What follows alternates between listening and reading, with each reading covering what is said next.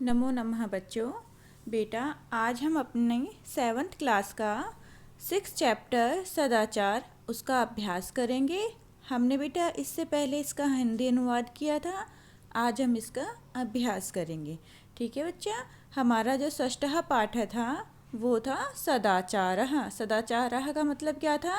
सत् प्लस आचारः, अच्छा आचरण। सदाचार का संधि विच्छेद करते हैं तो सत प्लस आचार है आता है और इसका मतलब होता है अच्छा आचरण। तो मैंने आपको बेटा जब इसके श्लोक्स किए थे तो बताया था ना कि हमें आलस्य नहीं करना चाहिए, और सेकंड श्लोक में मैंने आपको बताया था कि हमें कल का काम आज पर नहीं छोड़ना चाहिए, है ना। आज ही कर लेना चाहिए कल का काम, और हमेशा प्रिय बोलना चाहिए। अपने व्यवहार में हमेशा सच्चाई रखनी चाहिए, उदारता रखनी चाहिए। माता पिता और गुरुजनों की मन से, वचन से और वाणी से सेवा करनी चाहिए। ये सारी बातें जो हैं बेटा मैंने आपको अभ्यास इससे पहले जब मैं आपको चैप्टर पढ़ा रही थी बेटा सदाचार उसमें बताई थी। आज हम अभ्यास कर रहे हैं। ये चैप्टर हमारी 7th क्लास का है, 7वीं कक्षा का है। ठीक है बच्चा। देखो अभ्यास में फर्स्ट में क्या लिखा हुआ है। पहले तो हमें सर्वान श्लोकानाम सस्वरम गायत, सभी श्लोकों को सस्वर गायन करना है। तो उसके रिगार्डिंग वीडियो बेटा मैंने आप लोगों के पास अपलोड कर दी है, आप सब उसको देख लीजिए। सेकंड है, ये आपको नोटबुक में नहीं करना होता बेटा फर्स्ट क्वेश्चन। सेकंड क्वेश्चन से हम अपनी नोटबुक में लिखेंगे। उपयुक्त कथानाम समक्षम, जो उपयुक्त कथन है उनके आगे आम आम लिखना है, अर्थात हाँ लिखना है। जो आपको ठीक लगे उसके लिए आपने हाँ लिखना है। अनुपयुक्त कथानाम समक्षम ना इति लिखत, और जो अनुपयुक्त है उसके सामने हमें ना लिखना है। ठीक है। अब देखो यहाँ पे है प्राप्तः कालः ईश्वरम समरेत, सुबह सुबह हमें भगवान की पूजा करनी चाहिए, भगवान का स्मरण करना चाहिए। तो ये बात बिल्कुल सही है। नेक्स्ट है अनृतम बुरियात, हमें झूठ बोलना चाहिए। अनृतम का मतलब क्या था? झूठ बोलना। तो हमें झूठ बोलना नहीं चाहिए, तो ये हमारी बात गलत है। तो यहाँ पे हम लिखेंगे ना। मनसहा श्रेष्ठ जनम सेवते, मन से श्रेष्ठ जन, श्रेष्ठ जन क्या है? अपने से बड़े गुरुजन, माता पिता, उनकी सेवा करनी चाहिए। तो बिल्कुल ठीक है, हमें उनकी सेवा करनी चाहिए। मित्रेण कलहम कृत्वा जना सुखी भवेत, मित्र से लड़ाई झगड़ा करके मनुष्य सुखी होता है? नहीं, मित्र से लड़ाई झगड़ा करके मनुष्य कभी भी सुखी नहीं होता है। तो ये हमारे पास गलत लिखा हुआ है, तो इसमें हम ना लिख देंगे। स्वहा कार्यम अधा कुर्वीत, कल का कार्य आज ही कर लेना चाहिए। बिल्कुल सही बात है, हमने पढ़ा था ना कि कल का कार्य हमें आज ही कर लेना चाहिए, क्योंकि मृत्यु किसी की प्रतीक्षा नहीं करती। ओके बेटा। क्वेश्चन नंबर जो थर्ड है हमारा, एक पदेन उत्तर, हमें एक पदेन में उत्तर देना है। कहा ना प्रतीक्षते है, कौन प्रतीक्षा नहीं करती? कौन प्रतीक्षा नहीं करती? मृत्यु। तो इसका आंसर क्या आ जाएगा? मृत्यु। सत्यता कदा व्यवहारे स्यात्, हमेशा अब व्यवहार में क्या होना चाहिए? औदार्यम। ठीक है, हमेशा व्यवहार में क्या होना चाहिए? औदार्यम होना चाहिए, सत्यता होना चाहिए। औदार्यम का मतलब मैंने कल आपको बताया था, उदारता। ठीक है, हमारे व्यवहार में क्या होना चाहिए? उदारता होनी चाहिए। किम बुर्यात, हमें कैसे बोलना चाहिए? सत्यम बुर्यात, हमें हमेशा सत्य बोलना चाहिए। केन सह कलहम कृत्वा नरः सुखी न भवेत्, किसके साथ लड़ाई झगड़ा करके मनुष्य सुखी नहीं होता है? किसके साथ लड़ाई झगड़ा करके? मित्रेण, मित्र के साथ। यहाँ पे बेटा देखो सहा है, और सहा के साथ हमेशा कौन सी विभक्ति का प्रयोग होता है? तृतीय विभक्ति का प्रयोग होता है। तो यहाँ पे जो केन है बेटा उसमें भी तृतीय विभक्ति का यूज हुआ है, और यहाँ पे जो हमारा मित्रेण आंसर है उसमें भी तृतीय विभक्ति का प्रयोग हुआ है। ठीक है, तो यहाँ पे क्या आ जाएगा? मित्रेण सह क्लहम कृत्वा, मित्र के साथ लड़ाई झगड़ा करके नरः सुखी न भवेत, मनुष्य सुखी नहीं होता। हाँ, कहा महारिपु अस्माकम शरीरे तिष्ठति, कौन सा महान शत्रु हमारे शरीर में रहता है? तो कौन सा महान शत्रु हमारे शरीर में रहता है? आलस्य है। जो आलस्य है वो एक शत्रु है जो हमारे शरीर में रहता है। महारिपु, रिपु मतलब शत्रु, महा मतलब बहुत अधिक महान। जो शत्रु है वो हमारे शरीर में जो रहता है उसका नाम क्या है बेटा, आलस्य है। इसलिए हमें कभी भी आलस्य नहीं करना चाहिए और अपना कल का काम भी आज कर लेना चाहिए। क्वेश्चन नंबर जो 4 है बेटा, उसमें क्या लिखा है, पर्सन का निर्माण कुरु। पर्सन का निर्माण हमें करना है। मृत्यु ना प्रतीक्षते। अब यहाँ पे मृत्यु ना प्रतीक्षते, तो मृत्यु के स्थान पर क्या आ जाएगा, कहा। लेकिन हमें क्या करना है, पहले जैसे हम लिखेंगे ना बेटा नोटबुक में मृत्यु ना प्रतीक्षते है, तो इसके बाद हमें क्या लगाना है, question mark. Okay, question mark लगाना है। फिर उसके बाद हमने नीचे दूसरी लाइन में लिखना है कहा। तो मृत्यु को अंडरलाइन करके दूसरी लाइन में हम नीचे क्या लिखेंगे, कहा। कहा ना प्रतीक्षते, तो अपना जैसे हम ऐसे क्वेश्चन करते हैं कि कहा ना प्रतीक्षते, तो आंसर में क्या आता है, मृत्यु ना प्रतीक्षत है। तो अब आपको ऊपर क्या लिखा हुआ है, मृत्यु ना प्रतीक्षत है, उसके बाद आपको क्या लगाना है, क्वेश्चन मार्क लगाना है। ठीक है, सब में क्वेश्चन मार्क लगाना है बेटा। उसके बाद आंसर में लिखना है कहा। ऐसे ही क्लहम कृत्वा नरः सुखी भवति, इसमें भी क्वेश्चन मार्क, और फिर नीचे क्या लिखना है, किम, क्या करके मनुष्य सुखी होता है। तो क्या करके मनुष्य दुखी होता है, अपने मित्र से लड़ाई झगड़ा करके मनुष्य दुखी होता है। इसलिए अपने मित्र से कभी भी लड़ाई झगड़ा नहीं करना चाहिए।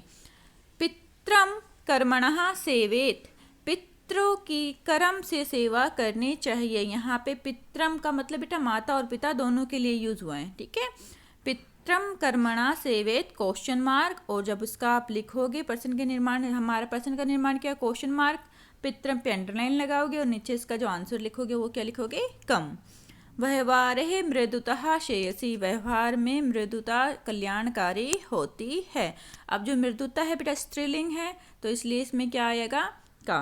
ठीक है, मृत्यु हमारी पुल्लिंग थी तो कहा आया था, और मृदुता हमारा स्त्रीलिंग है तो क्या आ जाएगा, का।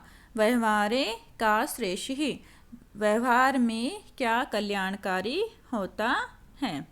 ओके बच्चा, नेक्स्ट है सर्वदा व्यवहारे ऋजुता विदेहे, हमेशा व्यवहार में ऋजुता होनी चाहिए। ऋजुता का मतलब सरलता होनी चाहिए, सर्वदा हमेशा ही, है ना।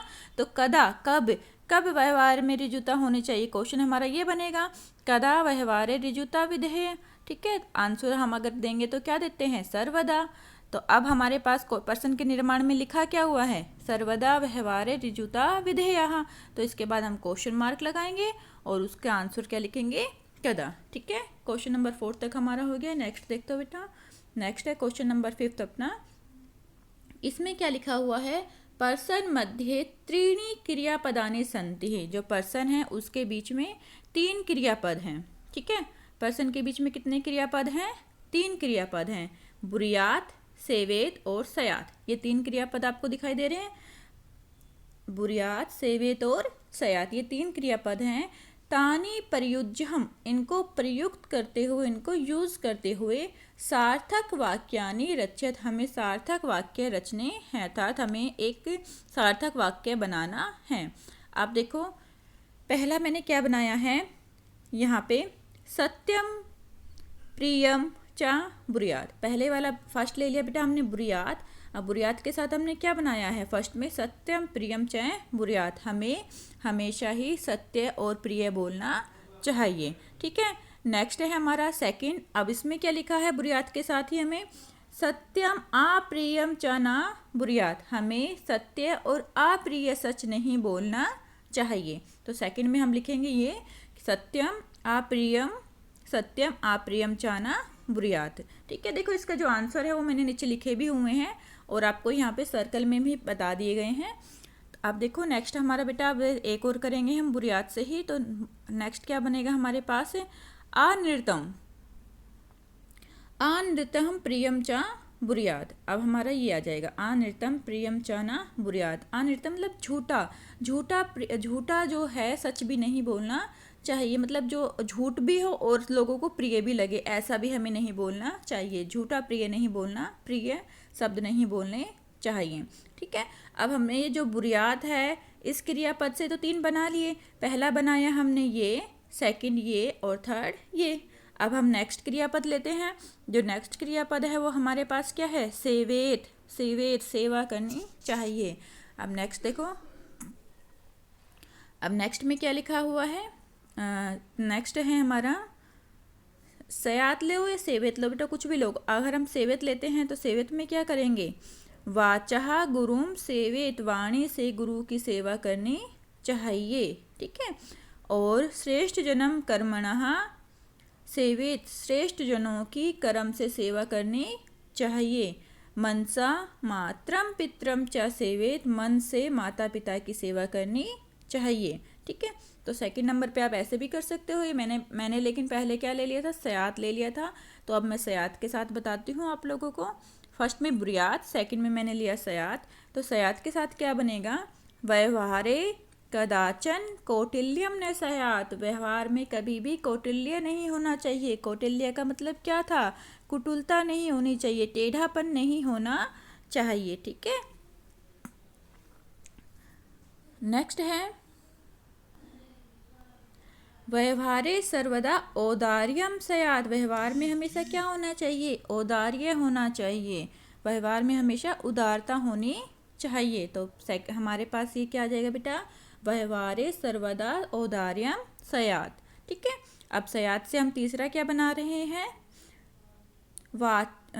तीसरा हमारा क्या बनेगा बेटा सयात से, इसमें सयात से 2 ही बनेंगे क्योंकि टोटल 8 है ना बेटा हमारे पास। तो 8 में से तो 3 तो हमने बुरियात से बना लिए, 3 हमने सेवेत से बना लिए, और 3 ही 2 हम बनाएंगे सयात से, ठीक है। तो ये टोटल 8 हो गए क्योंकि हमारे जो सर्कल में 8 ही दिए हुए थे, ठीक है बच्चा। तो ये आप लोग अपनी नोटबुक में कर लेना। आई होप आप लोगों को अच्छी तरह से ये समझ में आ गया होगा कि किस तरह से हम सर्कल का यूज़ करते हुए इनके वाक्य लिखेंगे, और बीच में हमें क्रियापद दिया हुआ है। अगर आपने बेटा जो श्लोक मैंने आप लोगों को करवाए थे, चैप्टर की हिंदी जो करवाई थी, जिसमें मैंने श्लोक करवाए थे, अगर वो अच्छी तरह से समझे होंगे तो आप इस क्वेश्चन को ईजिली कर लोगे। और बेटा ये क्वेश्चन आ सकता है एग्जाम में, ठीक है। नेक्स्ट है मंजूषात अव्यय पदानि चित्वः रिक्त स्थाने पूर्यत। मंजूषा में दिए हुए जो हमारे पास पेटी है, मंजूषात का मतलब होता है पेटी, जो पेटी में दिए हुए हैं बेटा, उनको देखकर हमने क्या करना है, जो अव्यय पद दिए हुए हैं रिक्त स्थान को पूरा करना है। तो हमारे पास जो अव्यय पद हैं वो क्या क्या हैं, तथा, न, कदाचन, सदा, च, अपि, ठीक है। तो अब हमारा जो फर्स्ट है का है, उसमें क्या लिखा है, भक्तः डैश ईश्वरम समृति, भक्त ईश्वर की स्मरण करते हैं, ईश्वर को के पूजन करते हैं, उसको याद करते हैं। तो क्या कैसे याद करते हैं, हमेशा ही याद करते हैं। तो पहले में हमारे क्या आ जाएगा बेटा, सदा, ठीक है। पहले में क्या आ गया हमारे पास, सदा। दूसरे में असत्यम न व्यक्तम, हमें कभी भी झूठ नहीं बोलना चाहिए। तो सेकंड में हमारा क्या आ जाएगा, ना, असत्यम न व्यक्तम, हमें कभी भी झूठ नहीं बोलना चाहिए। अब नेक्स्ट देखते हैं। नेक्स्ट है ग में क्या लिखा हुआ है, प्रियम डैश सदा सत्यम वदेत, हमें कैसा बोलना चाहिए, प्रियम तथा सत्य बोलना चाहिए। तो यहाँ पे क्या जाएगा, तथा हमें प्रिय और सत्य बोलना चाहिए, मीठा भी बोलना चाहिए और सच भी बोलना चाहिए। लता मेघा चा विद्यालयम गच्छत, लता और मेघा विद्यालय जाती है। यहाँ पे चा लगाया, जहाँ पे भी 2 या 2 से अधिक के बारे में बात होती है ना बेटा, हम चा लगाते हैं, जिसको हम हिंदी में और बोलते हैं, ठीक है। चा को हम हिंदी में क्या बोलते हैं, और, जैसे हम कहते हैं ना, लता और मेघा विद्यालय जाती हैं। तो यहाँ पे हमने क्या बोला है, लता मेधा चा विद्यालयम गच्छत, लता और मेधा विद्यालय जाती हैं। तो संस्कृत में और को क्या लिखते हैं हम, चा। नेक्स्ट है अपि कुशली भवान, आप कुशल होंगे, अर्थात आप स्वस्थ होंगे, क्वेश्चन का मार्क लगा दिया है। अपि ही कुशली भवान, आप भी खुश होंगे। जब हम पत्र लिखते हैं तब लिखते हैं ना ये बातें, अपि कुशली भवान, आप भी कुशल होंगे अपने घर में। नेक्स्ट है च, इसमें है महात्मा गांधी कदाचन अहिंसा न आत्यजत, महात्मा गांधी ने कभी भी अहिंसा के मार्ग को नहीं छोड़ा। आत्यजत, आत्यजत का मतलब होता है छोड़ना, कि उन्होंने कभी भी, कदाचन, कदाचन कभी भी किसको नहीं छोड़ा, अहिंसा के मार्ग को नहीं छोड़ा। उन्होंने कभी भी अहिंसा के मार्ग को नहीं छोड़ा, उन्होंने हमेशा ही अहिंसा का साथ दिया, ठीक है। कदाचन का मतलब कभी भी, और आत्यजत का मतलब छोड़ा।